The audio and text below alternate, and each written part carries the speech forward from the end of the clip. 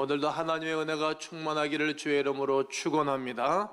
새 계명으로 사랑하라. 한번 따라해 보시겠습니다. 새 계명으로 사랑하라. 우리 교단의 인사는 사랑합니다입니다. 그래야 광고가 맞춰지면 꼭 사랑합니다 인사를 나누지 않습니까?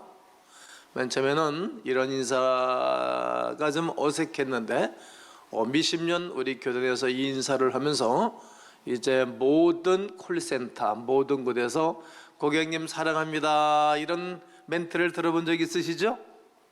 네, 이게 언어라는 것이 또 문화라는 것이 하루 이틀에 바뀌어진 게 아니구나. 우리 교단에서 사랑합니다 인사를 했더니 모든 많은 분들이 사랑합니다 이 단어를 사용합니다.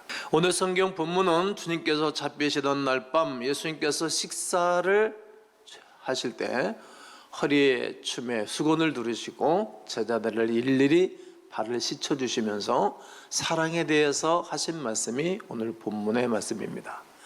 예수께서 자기가 이 세상을 떠나갈 줄을 아시고 이 땅에 있는 자기 사람들을 사랑하시되 끝까지 사랑하시느니라 말씀하십니다. 끝까지. 사랑은 시작하면 끝까지 하는 것입니다. 그랬으면서 새 계명을 제자에게 말씀하셨습니다. 제자를 낳고 제자를 낳아 2000년이 지난 오늘 우리들에게도 주님의 제자이니까 우리들에게도 내가 너희를 사랑한 것 같이 서로 사랑하라. 새 계명을 주노니 사랑하라고 말씀을 하시는 것입니다. 예수께서 이 땅에 오셨습니까? 바로 이 사랑 때문에 오신 것입니다. 이 사랑으로 인하여 하나님과 동등됨을 취할 것으로 여기지 아니하시고 그 하늘나라의 영광을 버리고 이 땅에 오신 것입니다.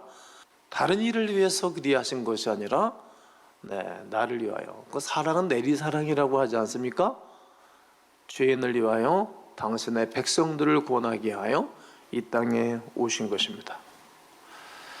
그리고 영혼을 위하여 죽기까지 희생하신 것입니다. 그는 근본 하나님의 본체시나 하나님과 동등됨을 취할 것으로 여기지 아니하시고 오히려 자기를 비워 종의 형체를 가지사 사람들과 같이 되셨고 사람의 모양으로 나타나사 자기를 낮추시고 죽기까지 복종하셨으니 이는 십자가에 죽으심이라. 주님이 이 일을 위하여 이 땅에 오신 목적 하나, 오직 이 목적을 가지고 이 땅에 오신 것입니다. 그리고 제자들과의 마지막 자리에서 서로 사랑하라고 유언을 하신 것입니다. 청개구리도 어머니 마지막 유언을 지킨다고 하지 않습니까? 우리도 사랑을 말하고 있지만 우리 자신이 그리스도의 본을 따라 사랑으로 살지 못할 때가 많습니다. 그러므로 이 시간 주님의 오심을 기대하고 기다리면서 그리스도의 사랑을 통해 사랑을 나누고 그 가운데 그리스도의 평강이 우리 가운데 있기를 원합니다. 새 계명을 너에게 주노니 말씀하십니다. 여러분 새 것이 좋습니까? 흠 것이 좋습니까? 여러분 새 집에 들어가 사는 것이 좋습니까? 우리 주님이 새 계명을 너에게 주노니 서로 사랑하라. 그러면 옛 계명은 뭡니까? 모세를 통해서 출애굽기 20장 1절로 14절에 십계명을 주신 말씀. 근데 그 십계명 자체도 사랑 아닙니까? 하나님을 사랑하면 우상 만들지 않을 것이고 하나님을 사랑하면 우상에 절하지 않습니다. 하나님을 사랑하면 하나님의 이름을 망명되이 끊지 않고 가볍게 여기지 않습니다. 하나님을 사랑하면 안식일을 지키겠죠? 주일을 지킬 것입니다. 그리고 사람을 사랑하면 부모를 공경하겠죠? 거짓말하지 않겠죠? 탐내지 않겠죠? 다른 사람 간음하지 않겠죠? 다른 이웃에 있는 모든 것들을 뺏지 않을 거 아니겠습니까? 주지 못해서 안달을 하지 뺏지 못해서 안달하고 사기를 쳐먹으면서 뺏겠습니까? 십계명은 사랑입니다. 그런데 이 바리새인들이 이들에게 하나님이 주신 그 율법을 자기들에게 맞게 법을 613가지를 만들어서 백성들을 올무로 잡은 거예요. 자기는 하지도 않고 니부터 하면서 하라 그래야지. 자기들은 늘 거짓말 사기치면서 백성들 보고 자라 그러면 됩니까? 율법은 해야 할 것과 하지 아니할 것을 말씀하시는 것입니다. 그래서 그들의 법에는 눈에는 눈, 귀는 귀, 이는 이로, 너희 집 이웃 그 소가 우리 집 아이를 받아서 다치면 그 아이도 그대로 다치게 하고, 네 애가 죽으면 그 집 애를 죽이는 거예요, 붙잡아다가. 그래서 서로 죄를 못 짓게 하는 거지 않습니까? 그러니까 1억 2천만 명 되는 아랍 제국들이 이스라엘 주변에 똘똘 뭉치고 있는데, 그 조그만 이스라엘 나라, 우리 나라 강원도보다 좀 적은 나라를 못 집어삼키는 거예요. 공격하면 막 10배씩 갖다 퍼버리는 거예요. 뒤에는 미국이 뒷배를 봐주기 있어서 그렇겠지만, 받은 대로 갚아주고 되돌려주는 것이 구약의 법이다, 이런 말입니다. 이것이 예법입니다. 그래서 예수님이 십계명을 주신 예수님이 이 땅에 오셔가지고 뭐라고 말씀하십니까? 야, 오른뺨을 치거든 윗뺨도 돌려대라. 속옷을 가지는 자에게, 가지고자 하는 자에게 겉옷도 줘라. 어렵거든요. 이게 이스라엘 백성들이 2000년 전에는 이게 재산 목록 이후쯤 되는 거예요. 왜냐하면 이 겉옷은 이불이고, 그들은 이제 야영을 자주 하고 텐트 생활을 하니까.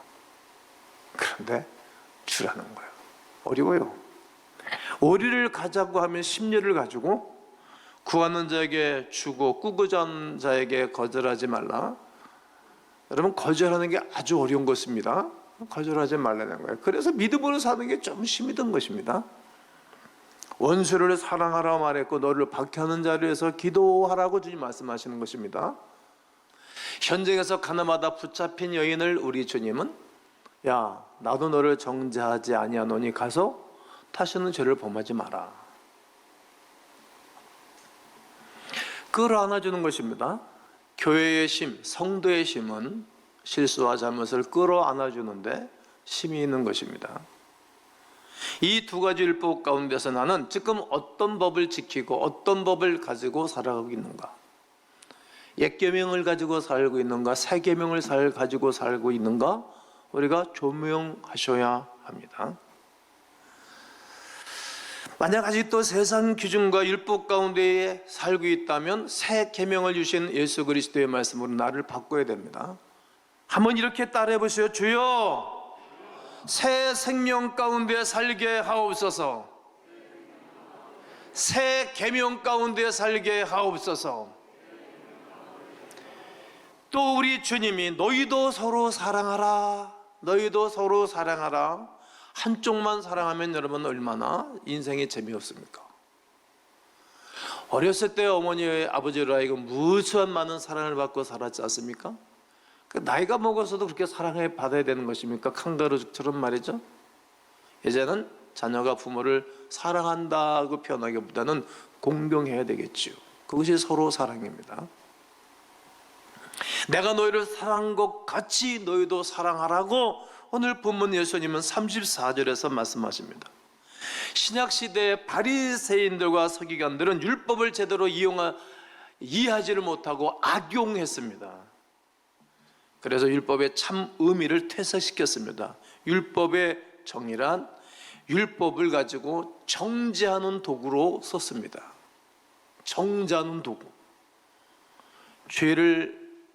죄인을 정말 죄인 만들어서 숨통을 끊어놓도록 한 거예요. 자기들은 하지도 않으면서 모세의 자리에 앉아서 가르치기만 냅다 입을 벌리고 하고 자기는 전혀 하지 않는 것입니다. 여러분, 말씀대로 살고 믿음대로 산다는 것은 조금 힘들고 어려운 일입니다.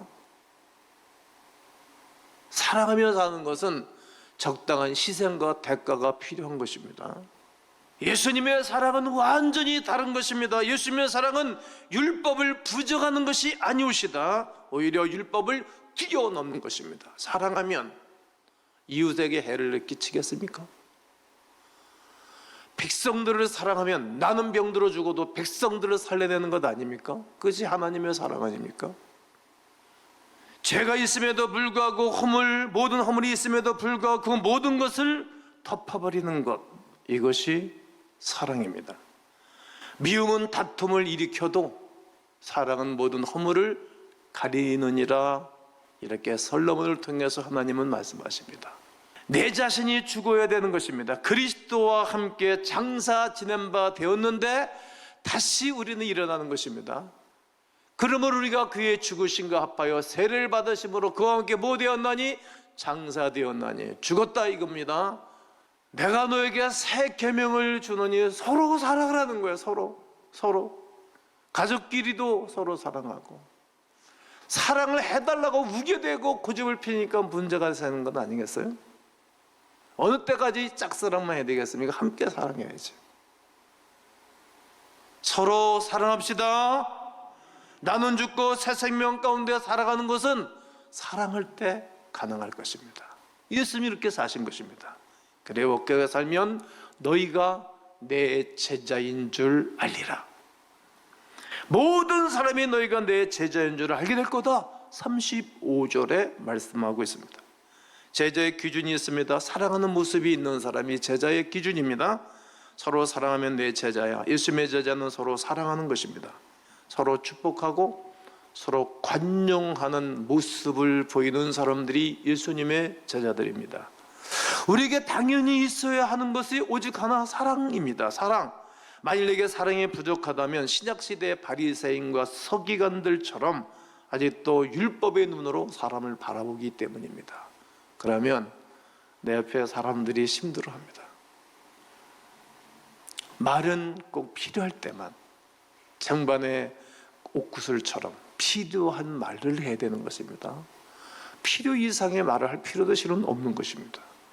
그러면 힘들어하는 것입니다. 구약의 율법을 통하여 여러 가지 율법을 재해석해서 사람들을 힘들게 했던 바리새인과 서기관처럼 아직도 율법의 눈으로 사람을 판단하고 정죄하는 것은 없는 것입니까? 사람만이 예수 그리스도의 복음을 효과적으로 사랑할 수 있는, 전할 수 있는 길입니다. 덮는 것입니다. 사랑은 예수 그리스도의 십자가 평화를 전달할 수 있는 가장 빠른 지름길이기 때문입니다.